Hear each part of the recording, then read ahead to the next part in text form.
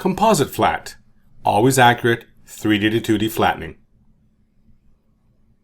Today's workshop is on 3D to 2D flattening.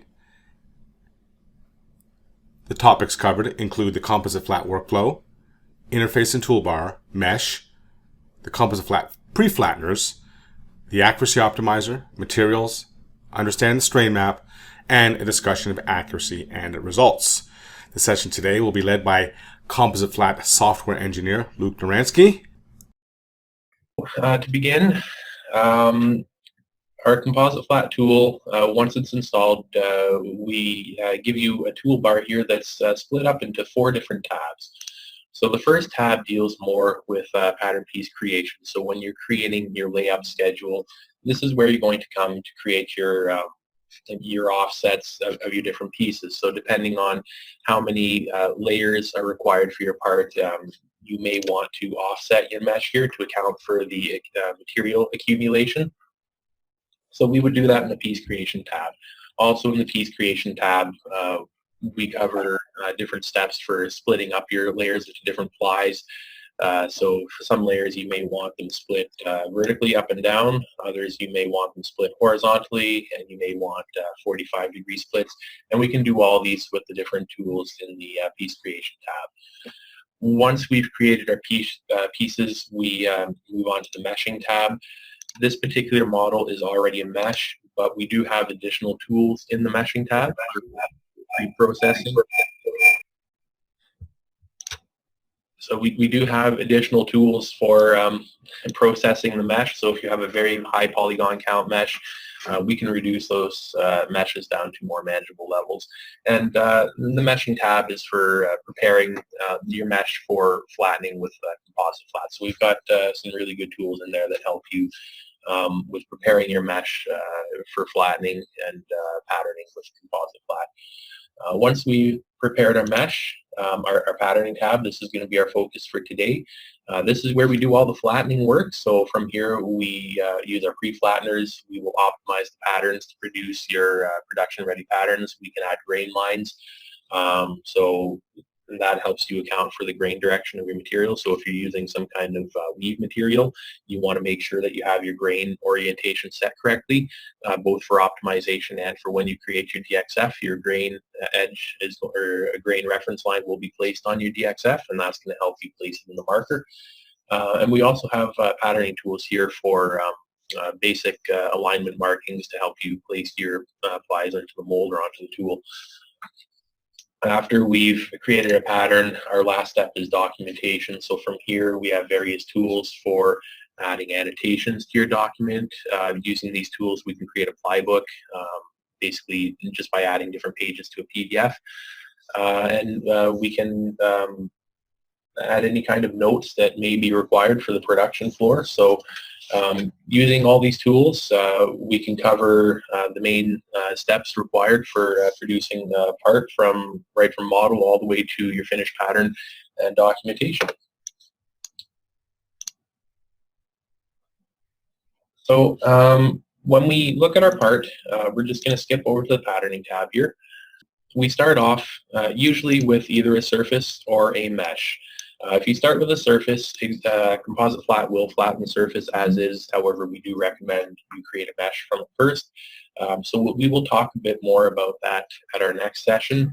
But for now, we're going to start with a mesh. This piece has already been meshed. So the only thing I'm going to do in our meshing tab is I'm going to use our adaptive remesher. And this is one of our tools that we use to reduce the complexity of the mesh. And I'm just quickly going to run this here and turn on an extra option. And what we've done is we've reduced the complexity, we've reduced the vertex count, and we've also changed the topology of the mesh. I'm not going to get into the reasons why we do this, but these meshes tend to flatten a lot better with Composite Flat, so we recommend going through this step. So I'm going to click OK here, and we'll work with this mesh now. So at this point, we're going to go over to our patterning tab. So once we've finished our mesh preparation, we can start flattening this. Normally for a composite part, we would have multiple pieces. We'd be flattening multiple plies. For this session, because we're introducing you more into how to flatten the parts. We're just going to work with a single ply to simplify things, but at our next session we will actually be splitting this up into multiple layers and multiple plies. So for now, we're going to start the flattening process, and to do this, we're going to use the entry point into the Composite Flat flattening workflow, and this is the flatten command is the very first icon here. So we're going to activate this command. We're going to select our mesh here, our piece, and we're just going to press enter, and very quickly we end up with an unoptimized flat pattern. Now, Composite Flat is a two-stage flattener, and by that we've got two different types of flatteners. The very first type of flattener that's being used is what we refer to as a pre-flattener, and we have a collection of pre-flatteners, and they include our fracture pre-flattener, we've got our LCSM pre-flattener, pelt, we've got relaxed curvature, CCM, and press, and these all they're all different algorithms that generate pretty much the same type of result, and that is an initial unoptimized flat pattern. The goal of our pre-flatteners, there are two main goals. The first one is to reduce or remove folds or wrinkles that may have occurred. We don't really see folds or wrinkles with this particular model here, but if we did have a fold or wrinkle, you would see it as basically some kind of anomaly on the pattern here, and all this really is a portion of the pattern that's either folded under or over top of itself, or it's not physically possible to be produced when cut out. So whenever we see a fold or wrinkle here, it's a problem with the initial pattern, and the way we fix this is by using a pre-flattener. So for this one here, I'm going to use our Smart Fracture pre-flattener, and when I click on the edge, we can see that we have a very different flat pattern here. And the most important thing here is that we don't have any more folds or wrinkles. The second goal of the pre-flattener is to reduce the strain on the pattern as much as possible before optimizing. So again, with this piece here, we've got a very low vertex count. We don't have a lot of strain, so it's not going to take a long time to optimize this part.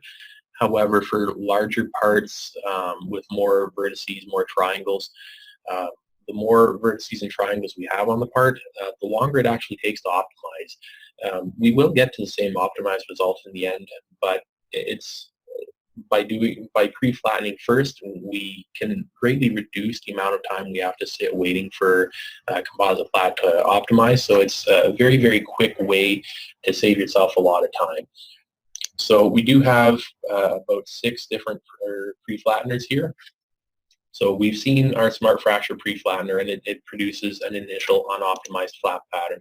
And I say unoptimized because we're still at our stage 1 flatteners here. Our next step will be to optimize. We've also got LCSM, and this just produces a different type of unoptimized flat pattern. In this case, we've got a bit more strain up here and a lot more sag down here. If we try our pelt pre-flattener, we get a bit of a different type of unoptimized flat pattern. We can also use our relaxed curvature, which again gives us a different result here. And we've got our series of CCM methods, which produce different flat patterns.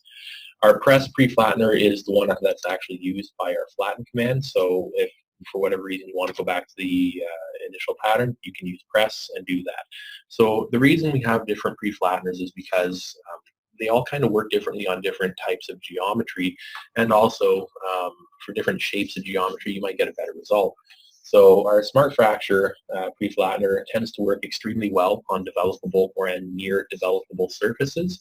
When used on a developable surface, the Smart Fracture pre-flattener tends to give you the perfect pattern, so it's the ideal candidate for developable and near developable surfaces. Our LCSM and our CCM pre-flattener, they work very well on symmetrical pattern pieces. So if you have complex symmetry, these two pre-flatteners tend to give you the best results. The initial unoptimized flat pattern tends to be fairly symmetrical with these two, so they're very good candidates for those ones.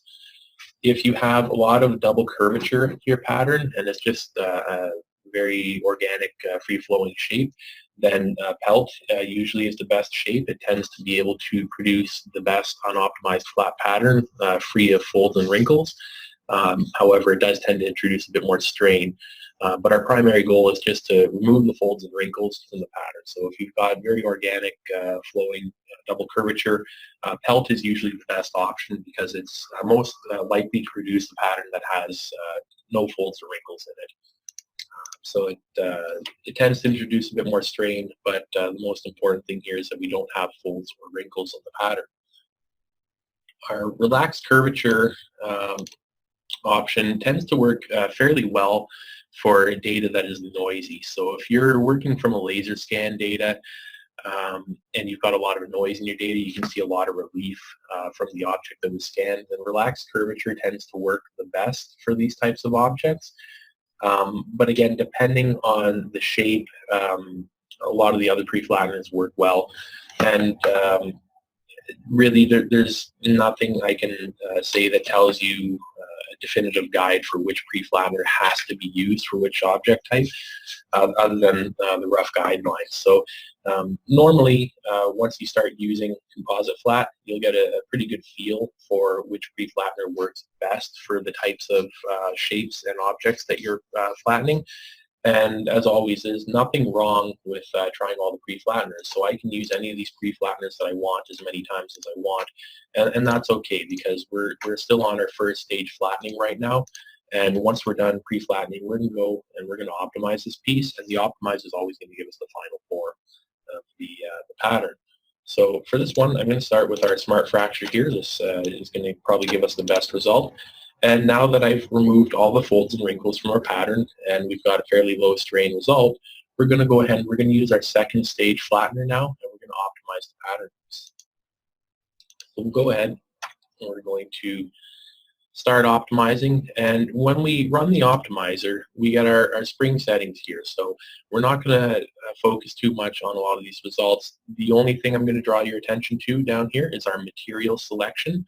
So when we go to optimize the pattern piece, we can actually choose the material that we're optimizing for. In the case of multiple pattern pieces, we can actually choose different materials for different pattern pieces, or we can optimize all the pattern pieces using the same material. The important thing here is that we can actually analyze materials and have them inserted into our database. And when we choose a material, we're not just choosing a name or a color. All these materials have actual mechanical properties behind them. So when we optimize the pattern pieces, we're optimizing for the mechanical properties of the material itself. So when we optimize a piece out of cotton, our pattern piece, our shape of our pattern piece is going to be different than something optimized as spandex or leather or steel, something that doesn't have any stretch to it. And the same for composites.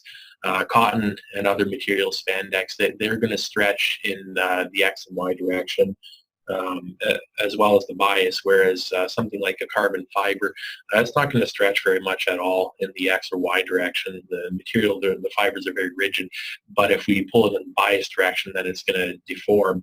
So it's very important that we choose the correct material when we go to optimize the pattern pieces. That said, our ExactFlat library does include about 70 different materials. However, we can't account for all the materials that everyone's using. So because of that, we do partner up with a university, the Manufacturing Solutions Center, and we can provide contact information for that institute. And anyone can do the test. So we partner up with them. I believe the cost is about $25 US, and in about 7 business days, they will send you back a report. And from that report, we can create your own material definition in ExactFlat for use on your workstation. So when you do go this route, these definitions, they're not shared with anyone. They're exclusive to you. So when you have your materials analyzed, it's a very cheap and effective way to get your own material into ExactFlat for use with your own projects. So once we choose the material, we're going to go ahead and click OK. And at this point, we're going to start our optimizer. So it's not going to take very long for the optimizer to run. It's done already. So at this point, we've reduced the strain and sag on the pattern piece to as close to 0 as possible. So we do get quite a bit of information here Probably the most important of which is the actual color of the pattern piece here. So there are different ways that we can measure the strain or the quality or fit of the pattern, and the easiest way is to just use the color. So when we optimize and flatten something with Composite Flat, all our pattern pieces, and even the 3D reference model over here on the right, they're going to be shaded using different colors, and these colors represent the amount of strain on the pattern piece. So our default legend starts with white, which indicates 0% strain. As we move towards 5% strain, we start shading or seeing blue or cyan. Green indicates 10% strain, yellow is 15% strain, and red is 20% or more.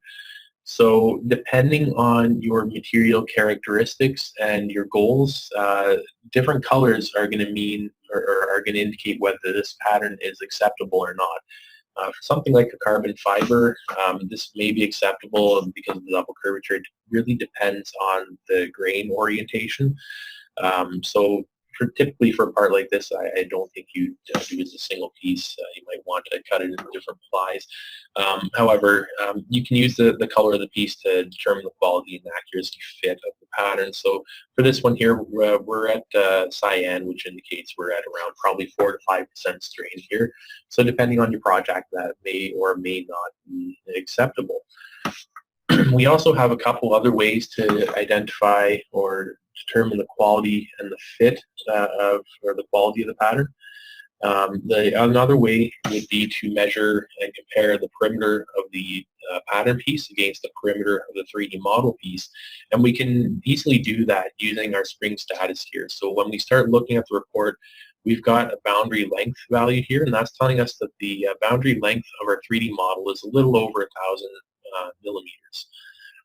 We also see over here in this column no seam stretch error, and this is telling us we have an error of almost 85 millimeters.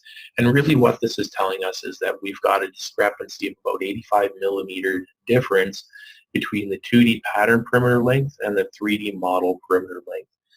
So because we've got quite a bit of strain here, probably what's happened is the pattern piece has shrunk a little bit. So the perimeter length of the 2D pattern piece is slightly smaller than the perimeter of the 3D model piece. So that's another way to determine the quality and the accuracy of the pattern that's been created. The last way we can judge the accuracy of the pattern, I'm going to go ahead and close the spring status here, is we can actually measure the surface area of the pieces, and we can compare the surface area of the pattern pieces here. So we're going to select our 3D model, and we can just use the Rhino area command.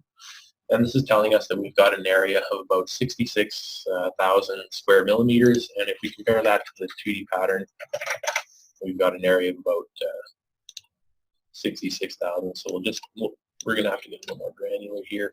So our model, we've got a difference of about 300 square millimeters of material between the 3D piece and the 2D piece. So using those three different methods, we can very easily determine the quality and the fit of the pattern. For this one here, for production, I probably wouldn't do this as a single piece here. And it really depends on the material being used. I'd probably try to cut this up a bit more to reduce the strain. But again, that's completely up to you. So at this point, we're going to go ahead and we're going to do some walkthroughs here. So we've kind of already gone through the process just through the brief introduction here. So at this point, if anyone wants to try and follow through, I'll repeat the steps here, and we'll just explain the steps that we're doing and why we're doing them, and we'll go through the process of flattening this object again. So at this point, I'm going to go ahead, I'm going to click the broom icon here. This is going to undo all of our flattening. It's what we call our clean command. So it's going to remove our flat pattern, and it's going to remove all of the composite flat layers, and it's going to restore our model to the state that it was before we started flattening. So we can see that we've got our adaptively remeshed mesh here. And actually what I'm going to do is I'm just going to revert the file, and we'll start right at the beginning with the remesher. So at this point, we've got our file back here. So we're going to go ahead, and what we're going to do is we're first going to go to the meshing tab, And from the meshing tab, we're going to click on the adaptive remesher icon right here. And we're going to go ahead and select our mesh, and we're going to press enter. So this is going to open up the adaptive remesher dialog, and from here we can create or condition our mesh, create a new mesh. So what I'm going to do is the first thing we do is we always just click the start button, and this is going to produce our first result here. From here we can adjust our tolerances to meet our requirements. We will talk a little bit more about this in our next session, but basically what happens here is these are the maximum allowed distances between the original model surface and the new mesh surface, and the maximum allowed distance between the original mesh boundary and the new mesh boundary. So if we want higher quality mesh, if we want more vertices, we can just reduce these values. So for instance, I can drop these down to 1. We're also going to move our minimum edge length down to 1. And when I click start, we're going to end up with more triangles all throughout the mesh. So in this case, we've got more of a uniform tessellation across the entire mesh. So we'll go ahead and we'll click OK. And now that we have our new mesh, we're going to move over to the patterning tab. And to start the flattening process with Composite Flat, we just click the very first icon in the toolbar. We're going to select our mesh, and we're going to go ahead and press enter. And very quickly, we have our unoptimized flat pattern. So at this point, depending on your preferences, you may want to continue working in the perspective viewport. Myself, I'm going to minimize the perspective viewport. We're going to go to the top viewport. And what I'm going to do is I'm going to switch this to shaded, so now we can see our strain analysis again. And over here in the layers list, I'm going to make the pattern layer our default layer, and we're going to turn off the other layers. So now we're just looking at the pattern. We don't have the 3D reference model in view or the original. We're just looking at the pattern. So our first step, when we look at this, we've got quite a bit of strain, but we don't have any flipped triangles. So this tells us that we've got a pretty good pattern here. We could optimize this right away. For this model, it would probably optimize pretty quick, but we've got a fairly low vertex count. So what we're going to do is we're going to use our, because this is a fairly symmetrical part, we're going to use our LCSM pre-flattener, and we're going to create a new initial flat pattern. Just looking at this again, we can tell that we don't have any folds or wrinkles, and I'm basing this mostly off of the tessellation. A lot of the times, because the highlights are black, if you have areas of high sag, we're not going to be able to see them. So to make it easier to see any kinds of folds or wrinkles, what we can do is we can turn off the strain highlight. So if we just click the last rainbow icon here, that's going to turn off the strain highlight. Your mesh is going to be shaded.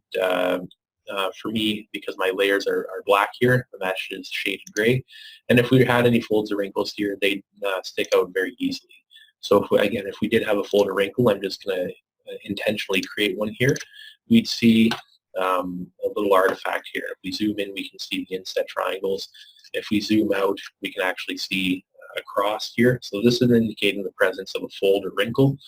And these are errors that need to be fixed, and the easiest way to fix them is to just use a pre-flattener. So we've got a fold or wrinkle here, so I'm going to go ahead, we'll use our LCSM pre-flattener, and that's going to fix the problem. At this point, I'm going to turn back on the strain highlight, and once we have our flat pattern, we still have strain in it. We haven't optimized yet, but we don't have any folds or wrinkles. So at this point, I'm going to click the spring icon here. This is going to start our optimizer. Our first step is to choose the material. We can specify a default material in the ExactFlat options, and we will look at that in our next session. But for now, I'm just going to go to our material browser. I'm going to select our carbon fiber. I'm going to go ahead and click OK. And once I click OK on the spring settings dialog, the optimizer is going to start up. So because we have more vertices and triangles on this pattern, the optimizer is taking a little bit longer. However, it's still finished in 10 seconds, which isn't a very long time for the optimizer. So just like last time, we can see that the color has changed. So originally, when we first used our flatten command to create the initial unoptimized flat pattern, the pattern was red, indicating 20% strain or more. Or in practical terms, the pattern piece was much too small. If we tried to apply this to the tool or mold, we'd probably tear the cloth. But after optimization, we can see that the material or the pattern piece is now predominantly cyan, which is indicating about 5% strain. And we can also see that we have a little bit of sag over here, indicated by the black. So depending on your workflow, if this is unacceptable, we can always go back. We can click the broom icon, we can clean the document, and we can go back to the piece creation tab, and we can introduce additional splits to the model to add additional plies, or we can do other measures to address these issues, whichever works best for your workflow, and then we can restart the flattening process again. But once we've finished optimizing, we can now do any other patterning that needs to be done. So in the case of a multiply part, if we wanted to add alignment markings, we could do that. We'll look more at that at our next session. We could also arrange our pattern pieces. So beyond the normal Rhino controls, we can just translate the piece by dragging it with our mouse. We can also rotate it using the rotate command. So in this case, we're just going to rotate it perfectly vertical. And from a composite flat point of view, if we had multiplies here, we could also use our find tool to simplify the process of finding neighboring pattern pieces and rotating and translating them to the selected edge. Once we're finished our patterning, we can create a DXF of the pattern by clicking the DXF icon in the Composite Flat toolbar. Although Rhino does support saving files as a DXF, if we saved this file using Rhino as a DXF, we wouldn't have all of our patterning information that's been added. So because of that, we do recommend using the Composite Flat DXF function here. And when we click on this, it does most of the work for us. It just asks us for a place to save the DXF. So we're going to go ahead and we'll call this workshop fender. And what I'm going to do now is I'm just going to re-import that DXF back into the document. And we'll have a look at the layers that are created for this. So we'll select workshop fender, click open, and we'll bring this in. So now we've got our DXF that we've created here. So as we look at this, we've got a couple different layers here. Layer 0 is the default layer that's always created by Rhino, and this simply contains the block definitions. So when we export our DXF, each piece is created as a DXF block. So as we select a piece, the entire piece is being selected, and when we rotate or move the piece, all elements of the pattern piece are moving with it. So we can edit any kind of errors that may have unintentionally been created by using the Rhino block edit command. And that will affect all copies of this. So if you create multiple copies of this, any change you make to one of the blocks will be made to all of them. But more importantly, all the information for this piece is placed onto separate layers. So for this part here, because we didn't do any of the patterning tools, we really only have a cut line and a grain line. So we only have those two layers over here. So our grain line can be turned on or off independently from our cut line, which can also be turned on or off. Using Composite Flat, we can add an optional seam allowance to the pieces. So if we did add a seam allowance, we'd also see a seam layer, and that would indicate the natural boundary of the pattern piece. But for this part, we didn't add a seam, so that we don't have the seam layer here. You'll notice that the grain line is perfectly horizontal, and this is because I didn't actually specify a grain edge for this piece here. So whenever that happens, a grain line is going to automatically be added to your pattern piece for you, and it's always going to be the horizontal x-axis. So when we look at the construction plane, it's always going to be that red line there. So we'll go through this process again. This time I will actually add a grain line, and we'll see the differences between adding a grain line and not adding a grain line. So right now, because I've already flattened this, we've got a flattened pattern piece here. I can't actually use the flatten command again. If I try to use it again, it's going to tell us that it can't be executed at this time, and that's because we've already flattened something. So if we need to make a change, if we've already flattened something, we need to clean the document first. So we're going to use the broom icon. We're going to go ahead and click the broom icon, and that's going to remove the flat pattern. We're also going to delete our DXF over here, and we're just going to leave the the remaining layers here for now. Actually, we're going to go ahead, we're going to revert the file, and we'll go back to the original. So we're back to the original mesh here. So we're going to go ahead. This time we're not going to use the remesher, so we'll have a look at what this flat pattern would look like without remeshing. We do have some elements that aren't quite ideal here. We're still going to end up with a flat pattern. It may just take a little bit longer to optimize. So we're going to skip the meshing phase for now, and we're just going to go straight into flattening for this one. So we're going to start the flattener by clicking the first icon. We'll select the mesh and press enter, and very quickly we end up with our unoptimized flat pattern. Just like last time, I'm going to minimize the perspective, maximize our top view, go to shaded view, and we're going to turn off the model. We're going to make the pattern the default layer, and we're going to turn off the model and the fender. So from here, again, we're looking at this here. We don't see any folds or wrinkles. We can verify by turning off our strain analysis, and we don't see any of the black highlights here. We'll turn that back on, and we're going to go ahead, we're going to pre-flatten this. This time, I'm going to use our CCM method to produce a different initial flat pattern. So we can see that we do have a symmetrical pattern here. It's not the correct symmetrical shape, but it is symmetrical. And most importantly, we don't have any folds or wrinkles. We do have quite a bit more strain in this, and this has a lot to do with the tessellation here. So we've got what we call high aspect ratio triangles here. So we've got triangles where one edge is very long against very short edges here. So these aren't ideal for ExactFlat or Composite Flat. Composite Flat will flatten them. It just may take a little bit longer, but we try to minimize this both using the adaptive remesher and using the best pre-flattener. So for this one, again, Smart Fracture is the best. It produces the best initial unoptimized flat pattern. So we can use whichever pre-flattener we want. And that gives us the best shape that has, first and foremost, no folds or wrinkles. And our second goal is to reduce the strain as much as possible. So once we've accomplished those, we can go ahead, we can optimize. So we'll bring up our optimizer here.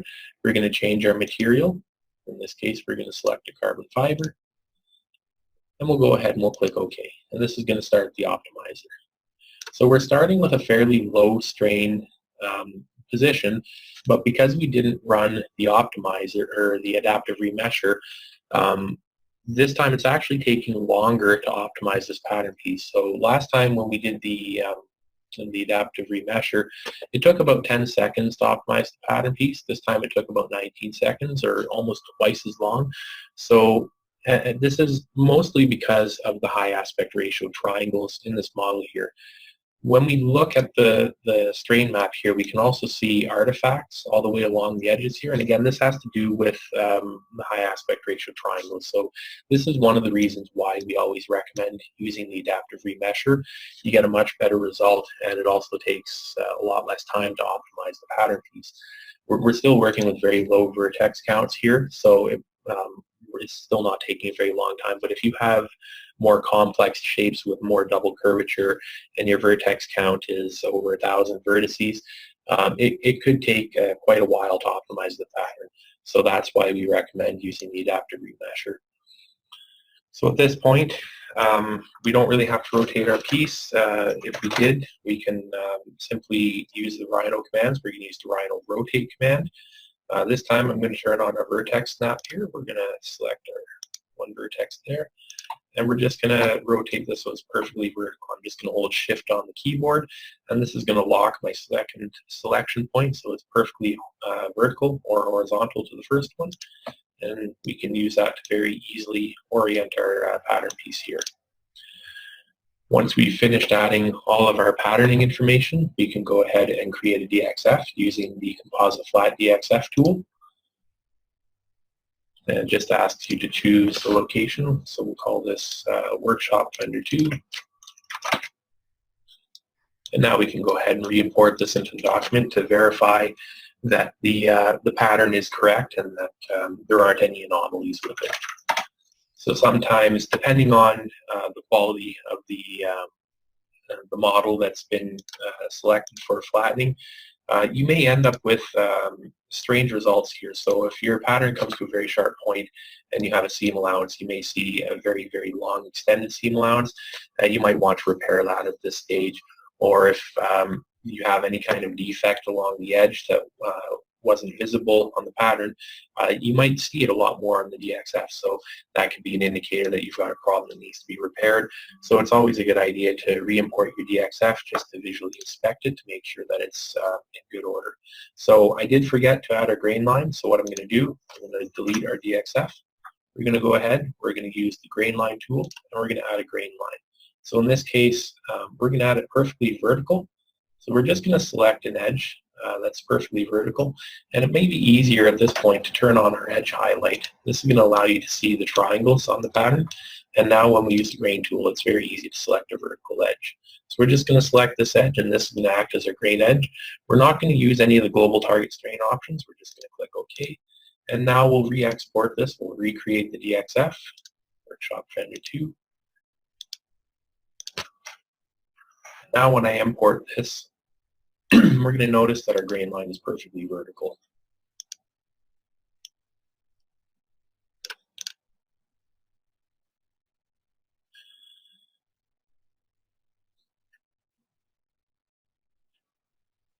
So at this point,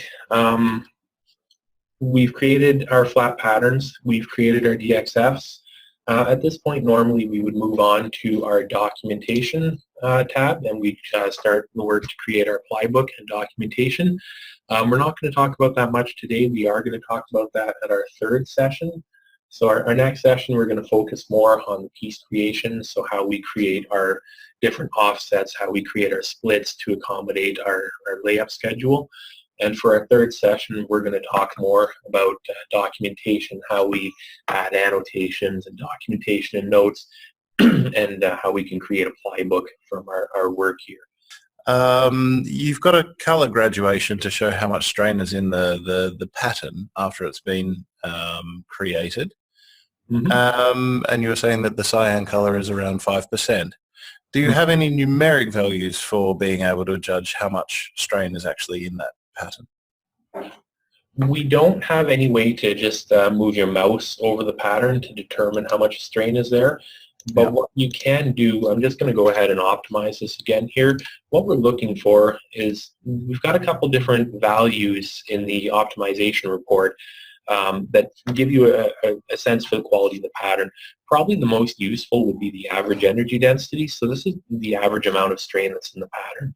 So it's telling us right now that with this shape and configuration, we've got an average energy density of just under 3 newtons per meter. So this you can actually physically correlate with your material. And if you have your material analyzed, you're going to know what your maximum tensile strength is, so you can use this as an indicator for the quality of the fit of the pattern. From here, we also indicate the minimum energy density, so this is the least amount of energy in the pattern, and we also have the maximum energy density. The maximum is a little, it is the maximum point energy density, but it's a little, you can't really take it 100% because it's measuring it on a per edge basis, so it doesn't really consider the maximum energy density of the pattern as a whole, and that's what the average energy density does. So it's a good indicator to tell you if you've got a very extreme maximum energy density, that's a very good indicator that there might be an error with the pattern, there might be a problem that needs to be fixed. But as for an indication for the quality of the pattern, it's not really useful just because it doesn't take into consideration the entire shape of the pattern. Other than that, we've also got the energy density at 1% elongation, so that's just another way to give you an indication for how much strain is in the pattern. But usually the best tool that you have available to you is just using our strain legend here. And excuse me, sorry, using our options, you can actually customize the colors too. So if you have a very specific use case, let's say your material is only good up to 4% strain, anything beyond 4% strain is no good. What you can do is you can configure the strain map so all values between 0 and 4.99 are white, or sorry, 3.99 are white, then as soon as you get to 4%, that could be bright red. So you can configure the legend to indicate errors in that way. So you don't have to use the default colors that we've applied. You can change them as well.